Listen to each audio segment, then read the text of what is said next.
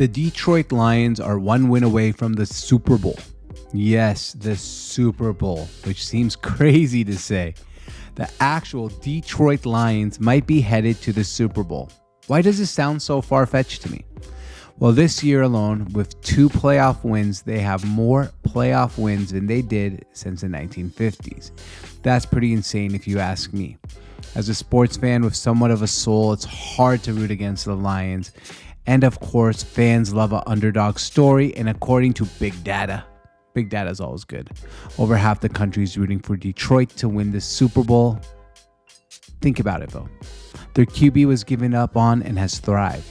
Their star wide receiver was a 4th round pick. Their coach was regulated to nothing more than an internet meme that we made fun of because he wanted to bite kneecaps, which frankly, I still don't know what that means. But here we are. The suffering Lions fan base is so close to getting to watch their team play in the ultimate game, the Super Bowl. But this shouldn't come as such a big surprise because this team is loaded, absolutely freaking loaded, talent everywhere, built perfectly with a culture that basically feels like it belongs to Detroit. Here's why the Detroit Lions have a legit chance to beat the San Francisco 49ers and get to the Super Bowl. All right, let's talk about our 3 facts and stats and our 3 opinions on why I actually think the Detroit Lions have a very good chance to get all the way to the Super Bowl. Yeah, I know it sounds far-fetched to me too, the Lions getting to the Super Bowl. Who would have thought that this team, that the Seattle Seahawks, my Seattle Seahawks beat in week 2 in overtime in Detroit, have an opportunity to play our arch nemesis, the 49ers, and go to the Super Bowl. It sounds absolutely far-fetched, but guess what? This is where we are. This is actually happening. Let's talk about our 3 facts. Our first fact is, based on talent alone, they have a better quarterback than the San Francisco 49ers. And we're only talking about talent because Jared Goff was the first overall pick, the first pick in the whole NFL draft. Brock Purdy was Mr. Irrelevant. The last pick in the NFL draft. So what does that say to you? That says to you that the talent alone at the quarterback position is higher for the Lions between them and the 49ers. Not only that, Jared Goff has been to a Super Bowl before, and he got shat on, and he got rid of by Sean McVay. And I still sit here till today and believe if they kept Jared Goff instead of Matt Stafford, they would have won a Super Bowl too. The difference between the two is not as big as some people want to make it out to be. And there is a huge gap between the first overall pick and the last pick. A guy who's never been to a Super Bowl and a guy who's been to a Super Bowl. Jared Goff is attempting to go to the Super Bowl for the second time. And remember, this video is not here for me to say that the Lions are going to be beating the San Francisco 49ers, but this video is saying that the Lions have a good chance of beating the 49ers. My second fact is, this is more of a joke and a shot at, Dallas Cowboy fans. The Lions now have more NFC Championship appearances since the turn of the century than did Dallas Cowboys. 1 for the Lions, 0 for the Cowboys. Just another reminder that the Dallas Cowboys have been nothing short of an embarrassment and a disappointment since the turn of the century. My third fact is, look, despite Christian McCaffrey actually being a better running back, of course he's a better running back, he's the best running back in the NFL than Gibbs, it might not be as big of a gap as we're making it out to be, because Gibbs has been absolutely phenomenal since they gave him the reins. And I got Gibbs' stats right here through 17 games played, including the playoffs. For those math whiz at home, there's 17 regular season games. 17 games played for Gibbs. He has 199 carries for 1,044 rushing yards and 12 touchdowns, 5.2 yards per carry. He also has 60 receptions for 399 yards and a touchdown. That's 6.65 per reception.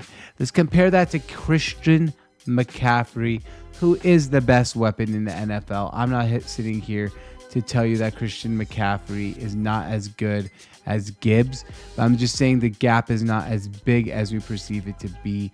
McCaffrey, 1,459 yards, 14 touchdowns, 564 yards, and 7 touchdowns. Sure, almost like what? There's 600 yards and a bunch of touchdown difference. But just overall, I'm saying Gibbs is a top maybe 10 running back. The gap between that is not, honestly, is not as big as Brock Purdy and Jared Goff. Fair and simple. All right, so those are my 3 facts. Let's give you my 3 opinions. We talk all the time about the San Francisco 49ers talent. They do have a talented roster. Nick Bosa, Christian McCaffrey, Deebo Samuel, who might be hurt, which would make... I'm waiting to give out my picks on Friday until I know exactly what's going on with Deebo Samuel, because I think he's going to be a huge X factor.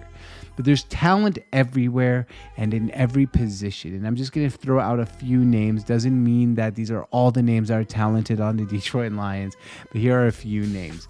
And before we get to that, remember, the front office has been absolutely talented, where they've been on fire. They've probably hit like 6 home runs in their last 3 drafts. But here are some of the names. Gibbs, home run. Hutchinson, home run. St. Brown, a 4th-round pick, has been absolutely phenomenal in the heart and soul of that team. Laporta at tight end, home run, home run, home run, home run, home run. And Jared Goff has rejuvenated his whole entire career and has become a home run in Detroit. If they had taken him with the first overall pick, I don't know, 5-6 years ago, and this is what he was producing now, you'd be saying, hey, Jared Goff was worthy of the first overall pick of the NFL draft if he was doing what he's doing right now. My second thing is, we actually kind of saw this coming. Everyone's sleeper pick during this offseason was the Detroit Lions. Everyone. There were so many people high on the Detroit Lions that we kind of forget that they were everyone's sleeper pick going into the year. They were the team that everyone said was going to take a step up. They were the team that everyone said was going to win the division now that Aaron Rodgers was retired. Not retired, sorry, he went to the New York Jets. So this was kind of expected. It wasn't that absolute shocker that they've been this good, because I think we had all the signs. We saw that team take the steps forward.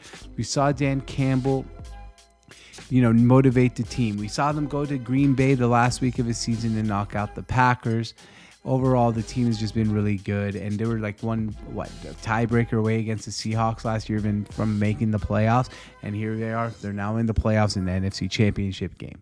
And my last opinion is Dan Campbell is not just a relatable coach which seems to work these days. Instead of that mean, nasty coach, a relatable coach is more important, but he's a perfect fit for Detroit. And the most important part is so many coaches and so many front offices and so many businessmen even say, oh, we got to create a culture, and they preach culture, and they never achieve culture.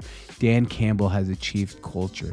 Everything that Dan Campbell has been preaching all season long, or since he's even taken the job, about being tough, hard-nosed, hardworking, representing the city of Detroit, he's done that in the best fashion possible.